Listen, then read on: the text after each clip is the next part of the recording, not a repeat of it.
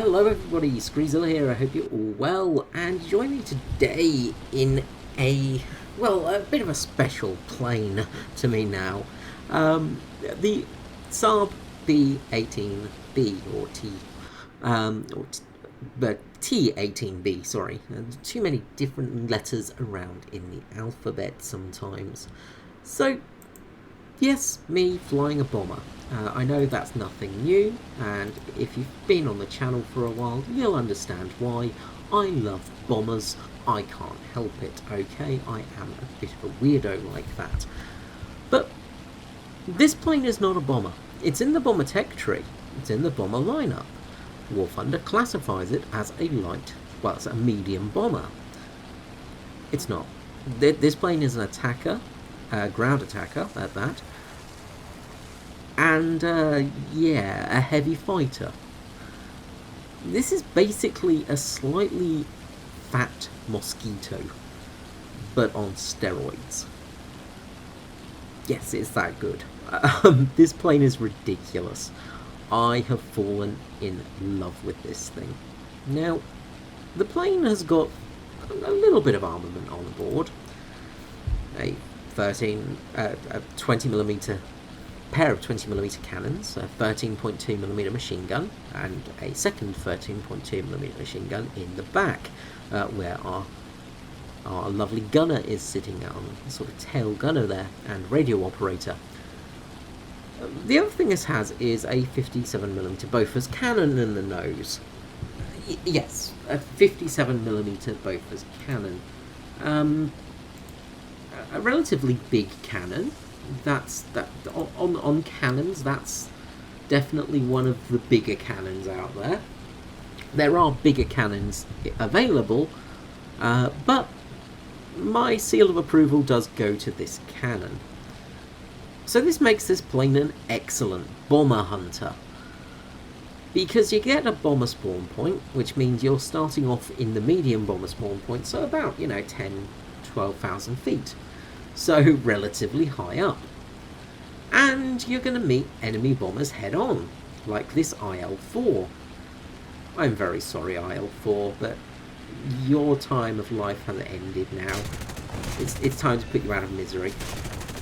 He gets a couple of shots in, no real damage.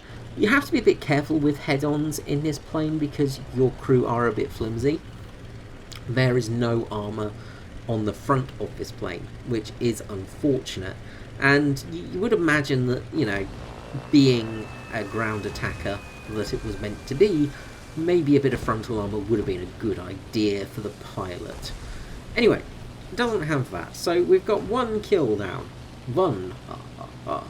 So now we're going to turn our attention to the battle below us. There are a couple of IL-2s and a TISMA. Of course, the new event vehicle, which also has a big cannon in its nostrils. Don't head on one of those, unless you're in one of these.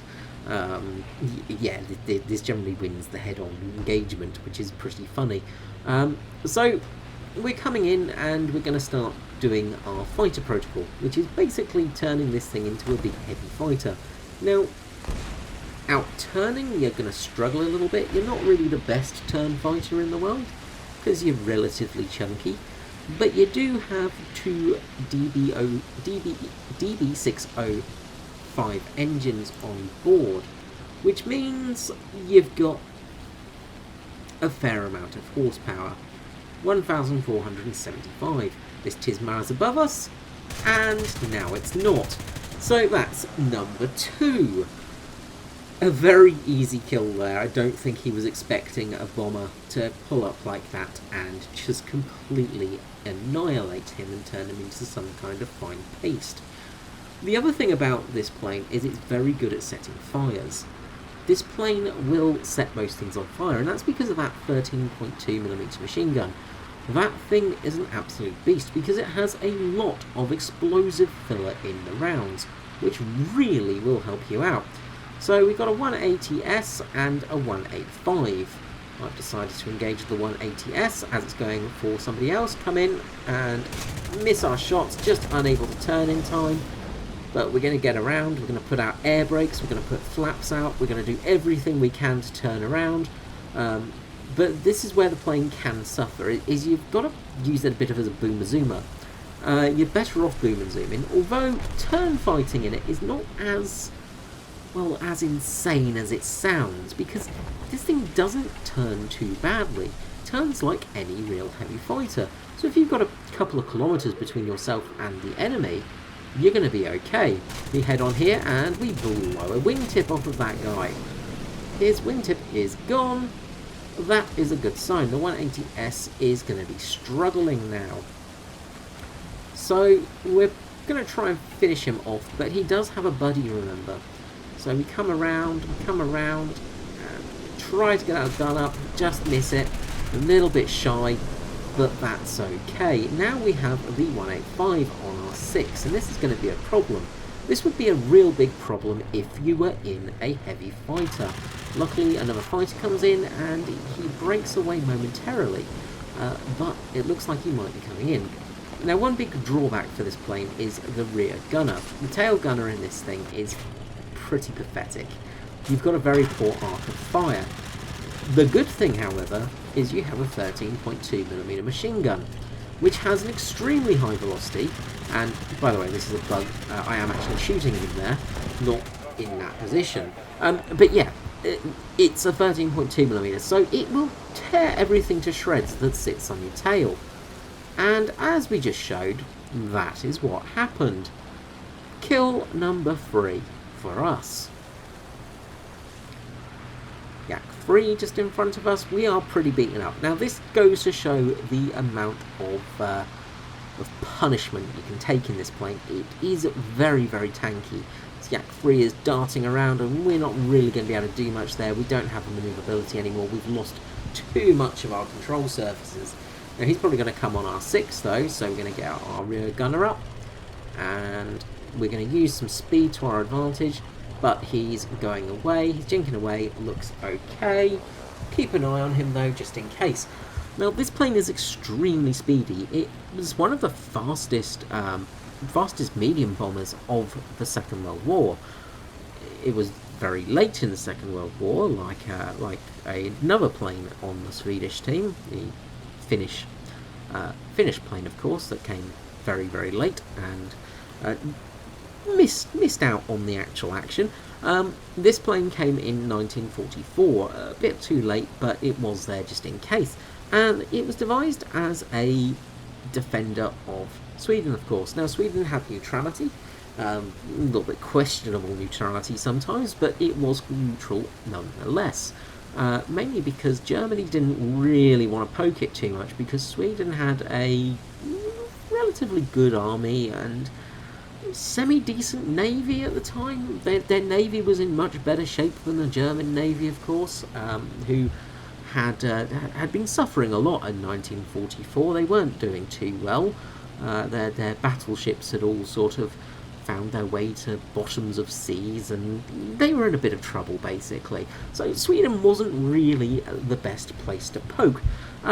Hence why this plane has the Daimler-Benz 605 engines. It also has influences from America. It was partially designed by the Americans. It's sort of like a multi-nation plane. It's got a bit of everything in it. This plane was also equipped with things like radar eventually.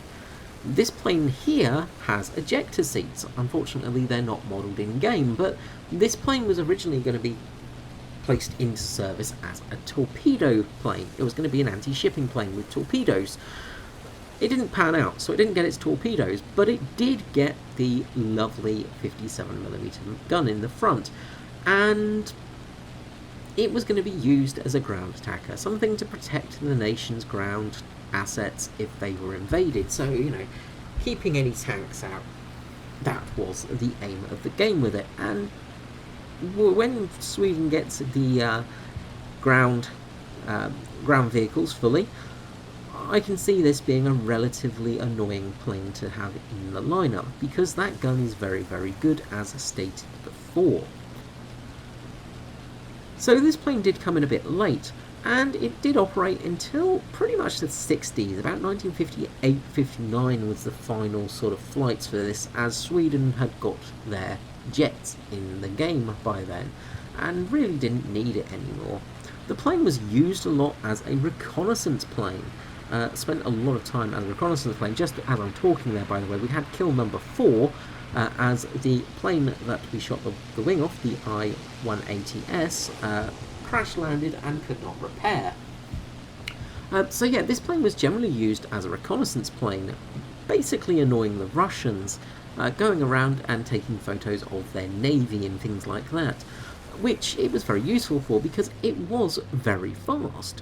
Even in the 50s, where, you know, things like jets have started coming into play, the plane was still good, and it had a good top speed of about 380 miles per hour, which is not bad at all.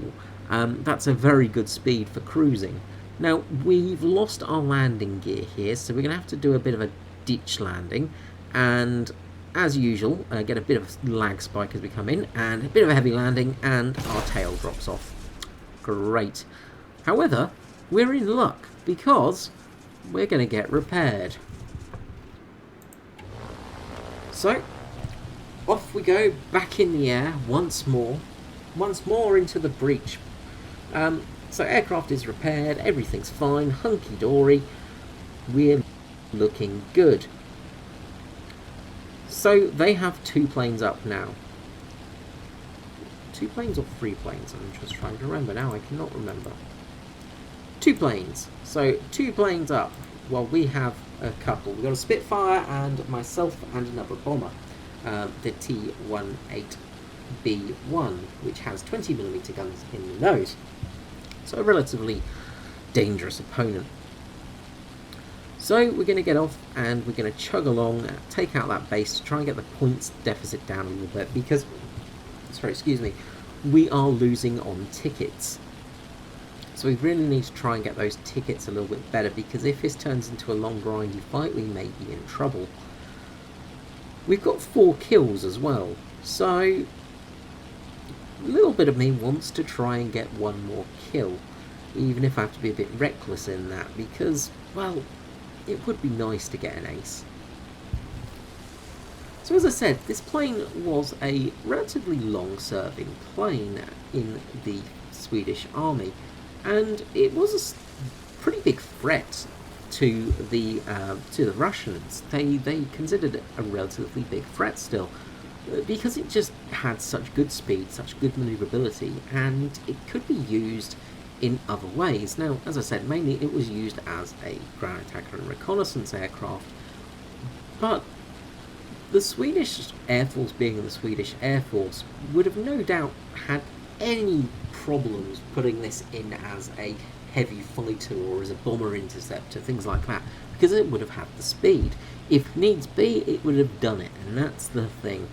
The Swedish Air Force was all about the defence, and that was Sweden's whole motto is defence of the country. They don't have the biggest army, don't have the best army possibly, but they do have some fantastic defensive points. Very hard country to break into, not an easy place to invade, and that's their sort of their strongest point. So like the S tanks, which were designed for crew survivability, because obviously a crew it's hard to replace a crew. A tank you can replace, a crew you can't. It was designed, you know, to sit in a dug-in emplacement, to be able to run and gun. It was sort of designed for this sort of very different style of warfare. The T-18s were similar in that sort of way. A lot of the Swedish planes have that similar sort of nature to them, and you can really see it showing through. Now, as I did say before, this plane did get things like ejector seats, and unfortunately we don't have that in-game. It's not been modelled, because of course the cockpit is a work in progress, as all bombers always are, but it's a shame we don't actually get to see that, because it's just kind of a cool feature on it. It's a plane that does belong in that sort of World War II era, but it's also a plane that does belong in the Cold War era as well, which is just a really strange thing, and makes this plane a little bit hard to balance, because, well, where do you sit it? What do you do with this? Because it's not a plane that is really good enough to be facing jets. This isn't a top bomber, you know, this isn't a thing like a B-29. But at the same time, it's a bit too good to be a 3.7. So I expect we're going to see a bit of a nerf upwards. I think this plane's probably going to be sitting at 4.3 in the future, just because it is so strong, and possibly being put into the attacker lineup rather than the bomber lineup, just because, as I say, this is more of an attacker than a bomber. Its bomb load is really, really pathetic. As I said, it's got 8 50-kilogram bombs, which does nothing. You know, they are very low bombs. So we've got a P-63 and a Yak-3 with a Spitfire above us. Now, I want to get this base drop done because I want to try and get the points a little bit more equal, and I know we can do that with this. And they're above me, so I don't really want to get caught up in that fight because it's not going to be an easy one for me to win. So I'm hoping the Spitfire can hold on. Also hoping the other bomber will turn around and start acting as a fighter, but, well, he's too far away. He's returned to base to get some more bombs and fuel and all of that stuff. Well, bombs and ammunition, that's the word I'm looking for. So, bombs away on the base, and now we can turn into this fight. The other thing is the Spitfire has brought them down, so we do have a bit of a chance right here. These two are also obviously in a squadron together, so that makes things a bit harder because they can coordinate, they can work with each other, and unfortunately I think I'm on the Russian server, so nobody in my team generally speaks any English. I do get a couple of words from Renegade Gunner at the end, but other than that most people are speaking in Russian, and I barely have a grasp of the English language, so Russian language is not my strong suit. Now, obviously, what I want them to do is to try and come in head on with me, and that big 57mm will just go blap and turn them into some kind of fine putty. However, these guys are no joke. They know what they're doing. They're not dumb. So this P-63 is looking good. Looking at it, he's turning to try and get in there. Change mind at the last minute to go for this Yak-3. Don't know why I changed my mind, but I just had this inkling. Now we get the turn in, and just a bit high on the guns, we make a couple of misses there, and that's a big mistake. Not good for us right now. And the Spitfire has got the P-63 on his tail. I'm going to come in, try and offer some support here. I can't get enough movement to turn though, unfortunately. And this is where the plane really suffers. It's not good at turn fighting, which is pretty acceptable. It's a bomber. It's not meant for turn fighting. So we've got flaps out, we've got air brakes out, we're doing all that we can to get around, and unfortunately our Spitfire goes down. 2v1 now. Oh crap. So the Yak-3 and the P-63. So this Yak-3 is coming in, and we're going to try for the head on, and he ducks, dives, and weaves around. The P-63 is coming in, and does a very similar thing. We miss with our shots. Almost had him there. Now we're in a predicament. We've got 2 planes on our 6, 2 dangerous planes on our 6, and we can't win in a turn fight right here. So we've got to try and think of something, and that something is wepping like heck, because we need to try and get some speed. And again, this is where this plane does come in quite strong. It is fast, which is very, very nice. It's nice to have a fast plane. So we fire a few shots here just to scare the Yak away, and we do it. Great. And that means that we can turn in. We've also had the cavalry arrive in Renegade Gunner. So we're going to turn and turn and turn and try not to go into the trees. Now we know that that Yak's trying to get behind us, but we know that Renegade's there. So we get in our rear gunner position, and Renegade's going to come in. We're going to turn a little bit more. We fire the rear guns. Not enough depression. The gun on this thing is terrible at the back. Really, really struggles. We cut across it in front of him. We get a little bit of a hit for it. We deserve that. It wasn't the best move. And now he's sitting on our 6 again. Straight back to the gunner view, and we open up. We miss a little bit. We're going to have to tweak the plane around. We're going to have to really struggle with this because we're not going to win here. We're going to have to try and turn fight this yak. And we're going to swing it around. Are we going to get it? Are we going to get it? Guns away. Oh, we've got it. He's on fire. Possibly not a kill because it's a yak. Thus, it's a Russian plane, and Russian planes have a tendency to put themselves out of fire. But this time we are indeed lucky. And we make sure he is dead. He is. We make sure not to collide. And that, my friends, is an ace in a bomber. Ace in a medium bomber. Oh yes, oh yes, oh yes. Very happy about that one. Now, unfortunately, I would love to say this match ended up with us taking a win and everything going well, but we were outplayed. We were very much outplayed by this gentleman, who I will not try and pronounce the name of. This Russian gentleman managed to win on tickets, which was a bit annoying, but oh well, what can you do? So we're going to jump to the end screen right now for the end of battle results. And unfortunately in that game, despite an ace and a bit of a carry, I would say, by the bomber, we did end up losing due to points and good old AI, you know, tank dying at the last minute stuff. Joy. Yeah, a bit frustrating. Would have been nice to get the win in that match, but still, an ace in a bomber is something that I am pretty happy to say I've done a few times, but in a plane I'm not so used to, yeah, that's pretty cool. Now, the way the Swedish name their planes is letter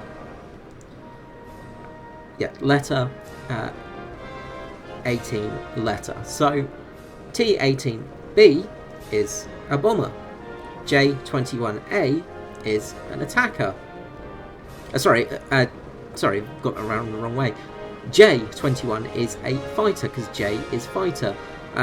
T is bomber. Sorry, I had that completely the wrong way around.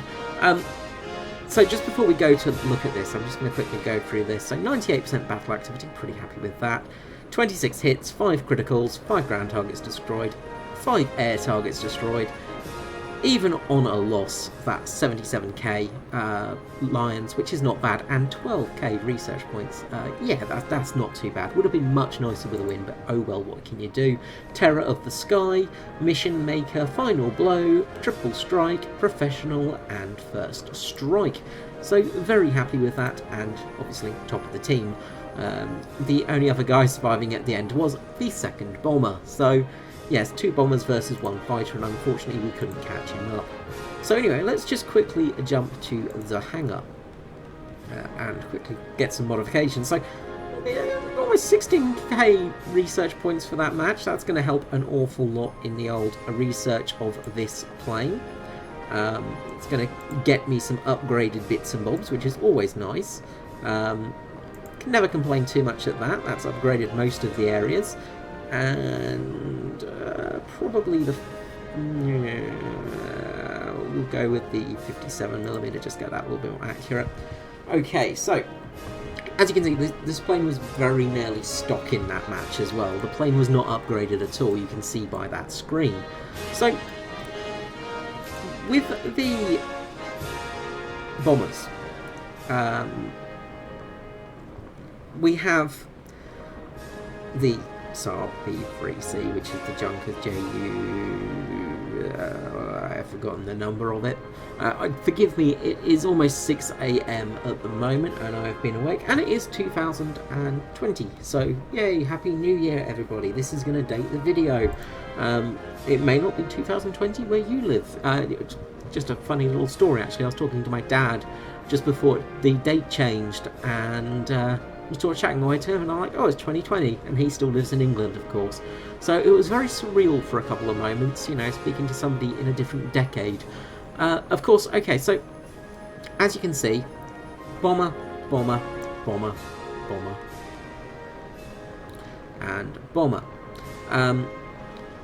Now, These ones, the T stands for torpedo bomber, I believe, or something like that. That's something, I can't remember the actual reason for it now. So I heard somebody saying it was something for torpedo, but neither of them do. So I'm going to go with sort of like a multi-purpose bomber. Let me know in the comments how wrong I am. I'm sure you all will. But the main thing for this is this plane does not belong in a bomber line. This is not a bomber. This is an attacker / heavy fighter. This is equal to to an attacker. This thing is equal to a mosquito. It's not probably got a bit less turn rate, things like that, than the Mozzie, but it has so much more. If we look at the competition, so let's look at the Mosquito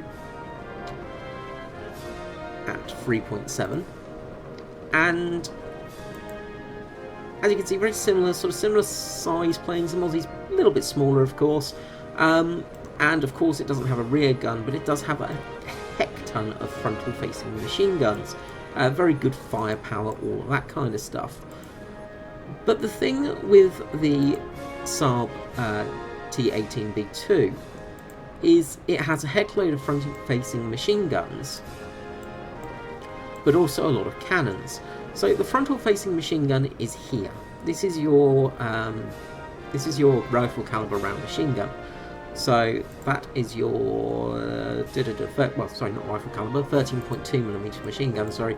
So your very heavy caliber machine gun here in the front. So slightly off-center, but still relatively central. Then you have two 20mm, and then of course you have a 57mm. Yes, so this thing is armed to the teeth. Of course you've got your rear gunner as well, and as you saw in that last game, absolutely useful. Not a very good arc of movement, not very well positioned, you don't get a good range of movement for it. But if somebody sits on your 6, they will go out pretty quickly, because those 13.7mm are 13.2mm are absolutely deadly. They have a very high explosive container, so they've got a fairly good impact to them. They're basically a slightly larger 50 cal, and very fast firing, very heavy rounds with a very good explosive round in it, which is going to cause a lot of damage. And the armor-piercing ones are going to cause a lot of damage as well, which is always nice. The 57mm is the star. This thing just does an amazing job, and the thing is, in all honesty, I find just the default rounds are some of the best in the Swedish lineups. I'd switch to air targets with the offensive one just to see how it would go, and not too sure on that one. It sort of was hit or miss, really. I probably would keep it to ground, because I find AP does a bit better in general, just because it tends to destroy more parts. But of course that HE round is going to set fires, and you do set a lot of fires. So this plane, absolute beast. Expect it to get nerfed to heck, either by it having a ridiculous repair cost, or a sort of change in its BR. I imagine it's going to probably have both. At the moment, as you can see, repair cost is 10,000 lions, which is, you know, it's a bit high. Considering the performance of this thing, it's not bad at all. The thing where it suffers is its payload, obviously. It only carries 50 kilogram bombs and only 8 of them, so you can't really do much in that. Let's just quickly jump to the service record and look at the T18B-2 here. So, we have had 7 battles, 6 victories, 1 loss, 85% victory to win ratio, respawn 7, deaths 5, enemy air targets destroyed 12.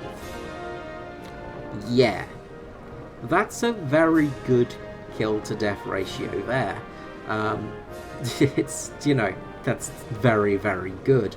As you can see with my T18B1, 14 deaths and 11 kills. Still not a bad kill to death ratio for a bomber. The 20mm in that helps.